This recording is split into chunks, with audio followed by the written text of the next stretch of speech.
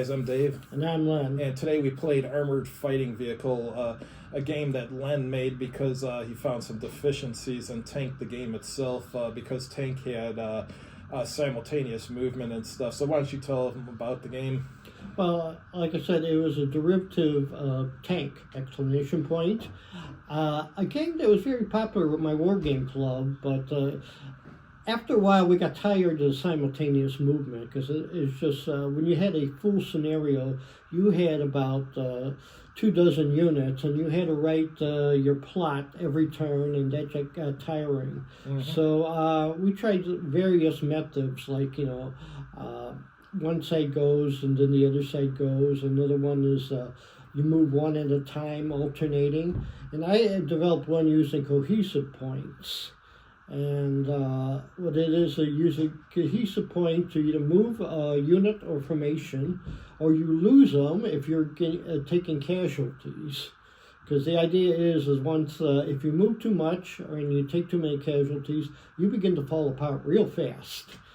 And we found out in this game, one side learned to have real fast. Yeah, I was the Americans, he was the Germans. Essentially, he had Panzer Vs, and which are Panthers, and he also had half-tracks with infantry in them. Since I had Shermans and tank destroyers, well, the tank destroyers can take on a Panther, but the Shermans can't. So most of the time, I was actually taking out his half-tracks in order to reduce his cohesion points. And if I start the turn before him and his cohesion points go to 0, he can't do anything on his part of the turn. So that's why I concentrated on the half-tracks, because they're easy to destroy. But it's actually a pretty interesting scenario because I started near a crossroads, and he had to take the crossroads and then exit the map on a certain road. So that's where I set up most of my forces there to guard those. We used a map from, what game was it? Musket and Pipe. Yeah, Musket and Pipe. But even though it's a black powder map, it actually worked pretty good for World War II. Well, actually, the irony is the same scale, 50 meters per hex. So when I was doing AVG, I tried other game maps to fight the battles on.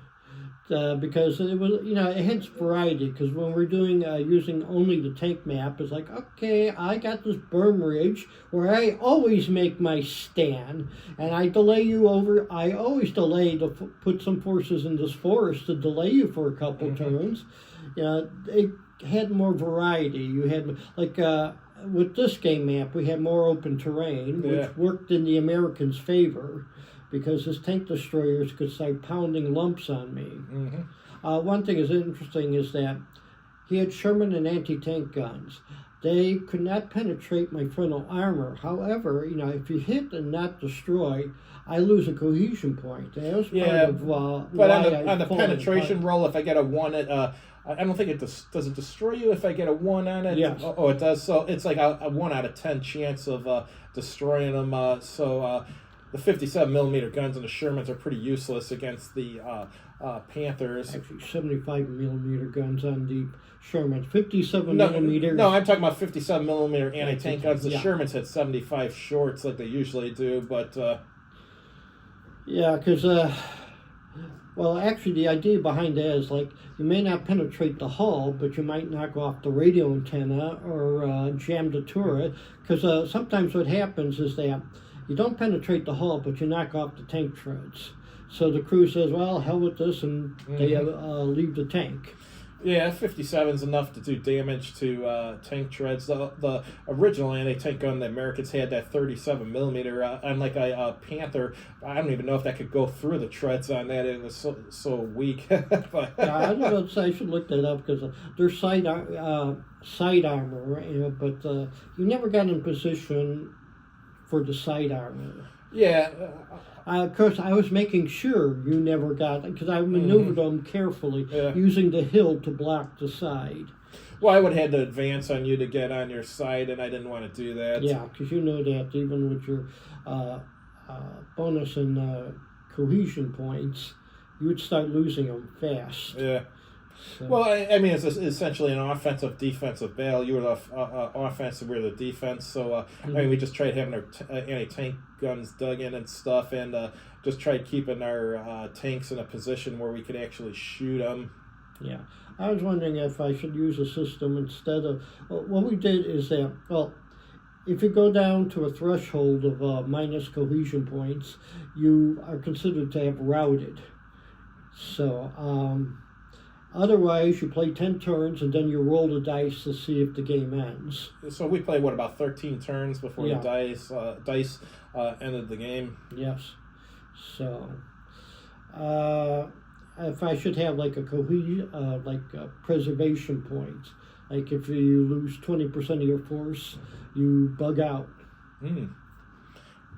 Yeah, interesting point. Yeah, I mean, it wasn't bad. I liked it better than Tank, that's for sure. I mean, Tank's still a decent game. It's just that the simultaneous movement kind of ruins the game, especially if you're playing solo, because you can't do simultaneous. Yeah, this one you can play solo easily. Yeah, definitely.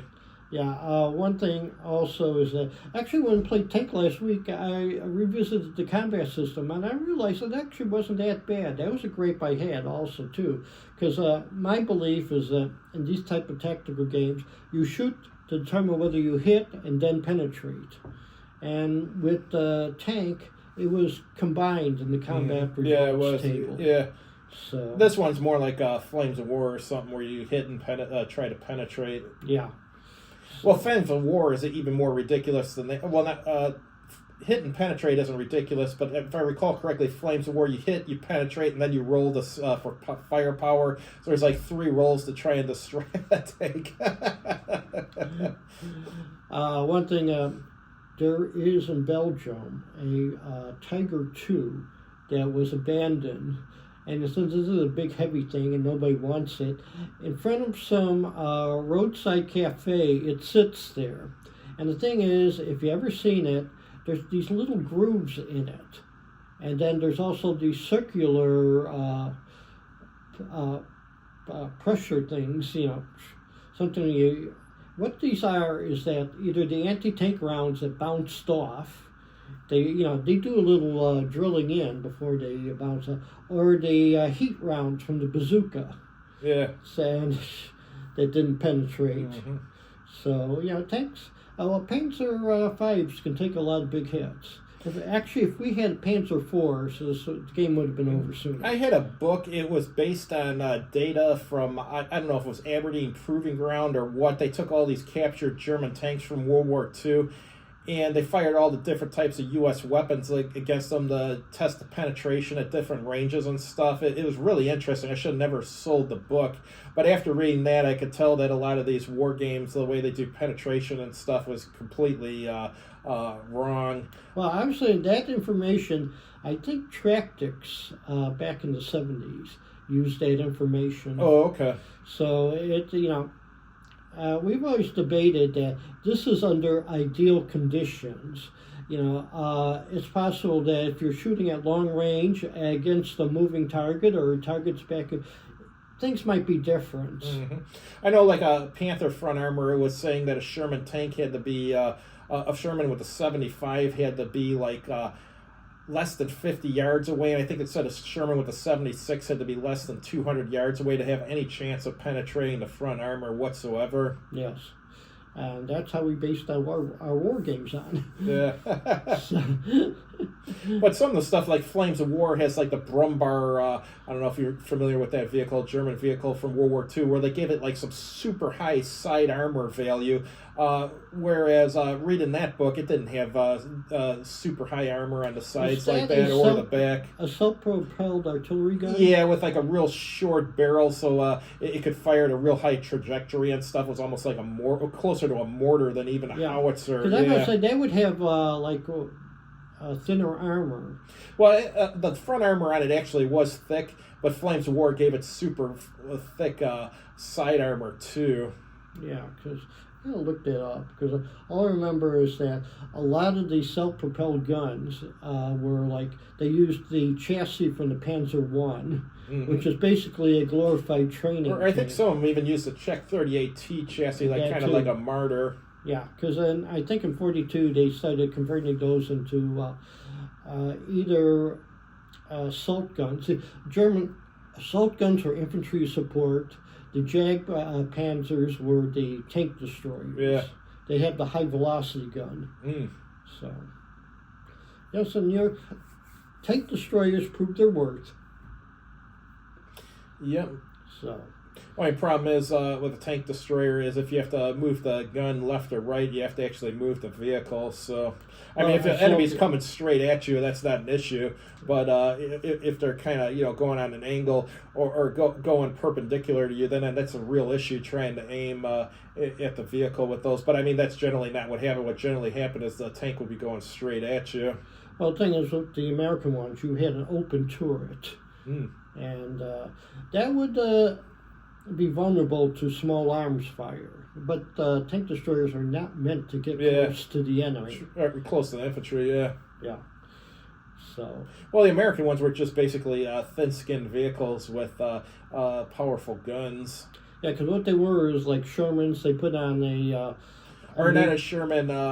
Sherman chassis, yeah. Was it Sherman? I didn't think it was a Sherman chassis. I'm trying to remember the name of it. But anyhow, go on with what you're saying. Yeah, it was a Sherman chassis. They put a bigger turret with a bigger gun. And to produce them fast and quick, they had to be open-topped. Because they figured they're not getting close to the enemy. I'm pretty sure that was a different chassis, but I'm sure someone will chime in the comments section. But I could have swore those were a separate chassis, but I could be wrong. Or it could be based on the Sherman, yeah. So, all right. All right, that's all I got. You got anything else? Tank warfare is hard. Yeah, we'd recommend this, but it's his own homebrew game, and there's no copy you can buy. Yeah, or I was anything. about to say, there's no copy. I'm still wondering about the cohesion point system. Maybe you're right. No. It actually turned out at the end of the game. It turned out to be good. It's just at the beginning, there's no way you're going to run out of cohesion points in the beginning. But once you start losing a lot of units, that's a different once you have story. those big turns where everybody's shooting, you start losing. No, you were right about the cohesion points. The way you did it. Once the game went on and there was casualties, then it made sense. But all right, see you guys next time.